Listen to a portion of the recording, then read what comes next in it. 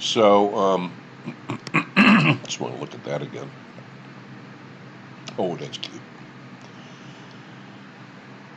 So I just wrote down thoughts about, what a magazine is, in no particular order of importance. Well, physically, it's printed ink on paper. And the paper is usually a lot higher quality than the newspaper paper, newsprint, which is like very low, cheap quality paper. But magazines last longer. The paper's better. It's the reason why it lasts longer. It's heavier stock. Relatively durable. Again, somewhere between books and newspapers. Magazines are durable, meaning they can live on in a dentist's office or in your home or in a library. There's usually a magazine section. They're portable. You can pick them up and walk around with them. Can contain a variety of content. That's really what it is. I mean, it's not a book. It's not one thing. It's a variety. The word magazine supposedly comes from an Arabic word. Magazine means a storehouse where you keep a lot of things. I mean, think about a storage unit that many of us in New York have, You put a lot of different things in there. That's what a magazine is. A variety of content may be around a single topic, may not be.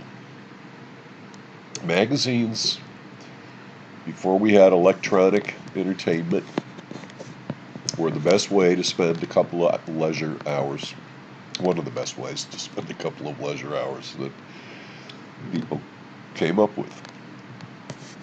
You had some hours to kill. You were probably fairly upper class if you weren't having to work all the time to keep a roof over your head and keep your family fed. You were in the leisure class. That's what magazines were first developed for. They're entertainment. Modern magazines can be mailed. Fact magazines get special discount rates from the U.S. Post Office. In terms of what the ink is made to look like, it's made to look like words by a text. There are lots of photographs in magazines. There are illustrations in magazines. Magazines can be black and white, but they're mostly in color. Most magazine sales are by subscription. And that says a lot right there, folks.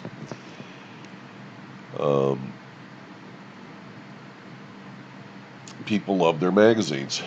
They subscribe. They get a new magazine automatically sent to them.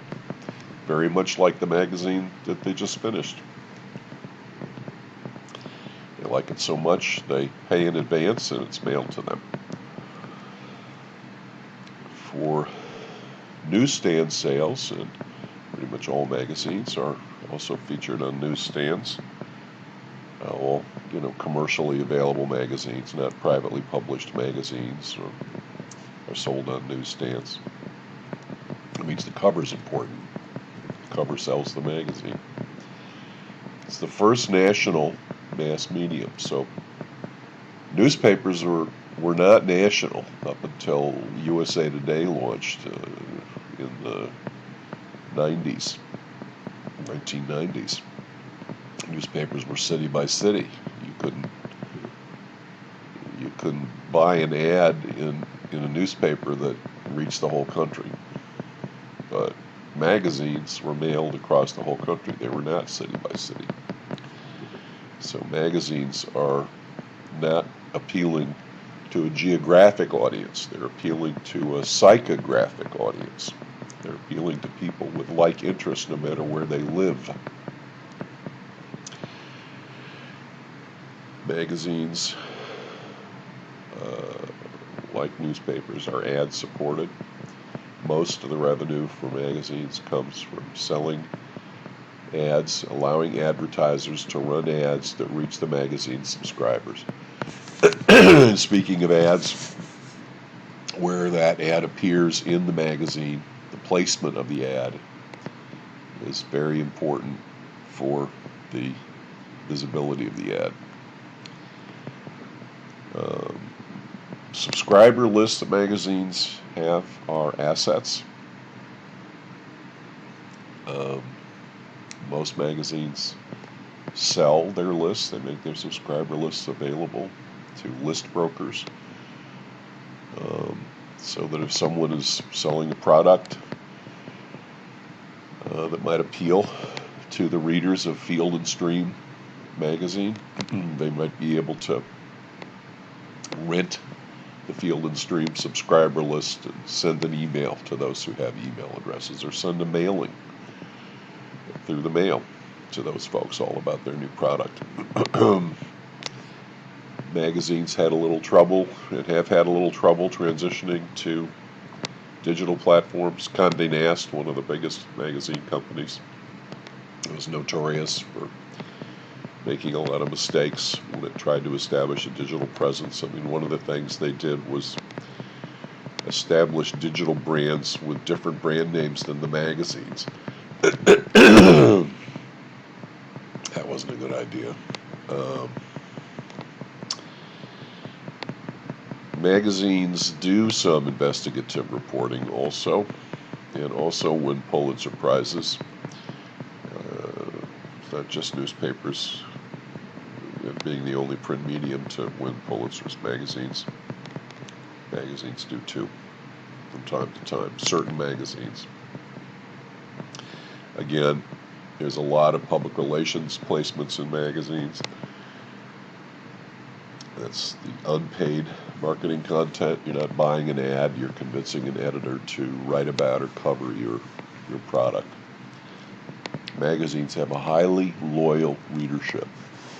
This is underlined because it is very, very important. People subscribe to it. They love their magazines. They're loyal. If you are an advertiser, you want to have a long-term relationship with the magazine. You want to have the readers see you over time, being part of the magazine, and maybe some of that loyalty will transfer to you. So our agenda for talking about magazines: what is it? Reading a magazine, what's that like? There are so many different magazines. This is another real area of uniqueness for magazines. If there's an interest, whether it's knitting or surfing or skateboarding or crocheting, glass making, there's a magazine about it. And we'll look at lots of magazine covers and what they're all about. We'll talk about the industry, major companies. There's some important associations involved in magazines. We'll talk about those. Then we'll talk about, kind of look at the history of magazines, when they started, and particularly how they developed in the U.S. Today, the story with magazines is a loss of ad revenue, but yet there continue to be many, many new print magazines launched. Often magazines focusing on a certain interest. And then we'll say a few words about the future. So magazine, what is it? It's a combination of words and static images. To the extent it uses words and text to communicate, it stimulates the imagination. And so, what is the difference in the reading experience of a printed versus an online magazine? So yes, magazines, we think of them as printed, but they're also online. And let's just spend a minute talking about that. So this is actually from one of those associations. This is the Association of Magazine Media. This is their slide. Basically, They've done research comparing the experience of people reading a paper magazine versus reading an online magazine. And their data say that 73% of adults feel that reading a printed magazine or book is more enjoyable than reading on an electronic device. People feel they retain more, as you can see. They're more easily distracted reading on a screen. Print is more pleasant to handle. So there's their source. They did some kind of research here in fall 2017. And one more little piece about how we read and how we digest the information in a printed material versus online. Paper-based reading leads to all these good things. Stimulates emotions and desires, drives sensory involvement, which contributes to reader impact, and they read more slowly.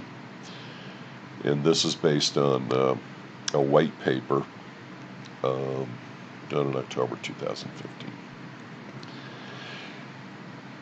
But overall, as we saw with books, for instance,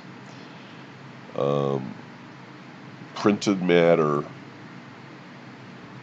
stimulates our imagination. We play our own videotape in our brain while we're reading, right? I mean, that's what we do. As opposed to the least engaging of the imagination would be an actual video where everything is done for you. You don't have to imagine anything. So print stimulates the imagination, and the paper version stimulates it even more than the online version. What is a magazine? Magazine is a great way to spend a couple hours and engage your imagination at the same time.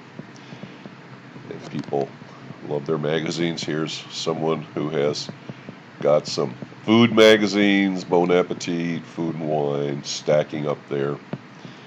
Maybe they didn't finish the whole issue and they want to keep it around, or maybe they like some recipes they're going to go back to. And then, of course, you have people keeping a few too many magazines. I'm sure we all know people like this. They just like the magazines. I used to keep Vanity Fair magazine. I had stacks of them. I had a weekend house 250 miles north of New York City that I shared with my ex-wife, and I'd keep all these Vanity Fair magazines up there because I just love to poke around and find something new to read in the Vanity Fairs. And I would do that in a summer afternoon if I was tired of my book. I'm usually reading something, folks. I would dig through the old Vanity Fairs and take one from 6 years ago and page through and see an article I hadn't read and sit and read it. I love my magazine. Okay.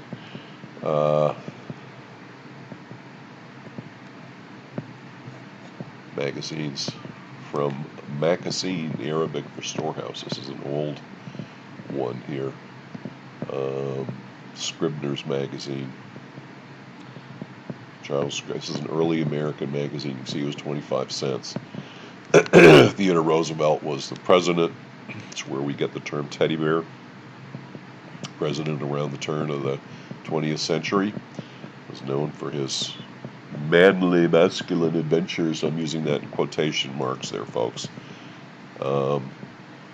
And after he left the presidency, he went on different trips. He went on a safari to Africa, and he tended to take a gun with him, unfortunately. And here he has written an article about going to Africa, appearing in Scribner's magazine. Lots of other things will be in here too, folks, to read and look at. Pictures and poems and maybe a recipe for a lion steak, who knows. I like definitions. Definition is a magazine, a print periodical containing miscellaneous pieces such as articles, stories, poems, and often illustrated. A fashion magazine, a garden magazine, also such a periodical published online. Okay. Miscellaneous pieces. Magazine's a way to spend leisure time. And that kind of sums it up.